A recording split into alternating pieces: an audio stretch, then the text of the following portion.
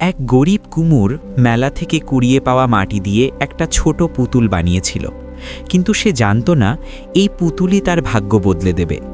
অদ্ভুত ব্যাপার হলো, রাতের অন্ধকারে পুতুলটা জ্যান্ত হয়ে উঠত এবং নিঃশব্দে সারা ঘরের কাজ করে রাখত। পরের দিন সকালে কুমোর আর তার স্ত্রী দেখত ঘর পরিষ্কার, রান্নার জোগাড় সব তৈরি। তাদের জীবনে যেন এক চিলতে মিরাকেল নেমে এসেছিল। দুজনে অনেক সুখে দিন কাটাতে লাগল।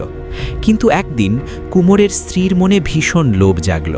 সে ভাবল, পুতুলটা যদি পরের ঘরের সোনাদানা চুরি করে আনে তবে তারা রাতারাতি বড়লোক হয়ে যাবে। পরদিন রাতে সে পুতুলটাকে জোর করে প্রতিবেশীর বাড়ির দিকে পাঠাতে চাইল। কিন্তু যেই না পুতুলটার মনে লোভের ছোঁয়া লাগল, অমনি তার জাদুকরী প্রাণটুকু হারিয়ে গেল। মুহূর্তেই পুতুলটা সাধারণ একদলা মাটিতে পরিণত হয়ে মেঝেতে পড়ে রইল। কুমোর আর তার স্ত্রী অন্ধকার ঘরে বসে সেই মাটির দিকে তাকিয়ে রইল, কিন্তু পুতুলটা আর কোনোদিন নড়ল না। যদি এই গল্পটা আপনার মনে ধরে থাকে তবে একটি লাইক দিয়েন।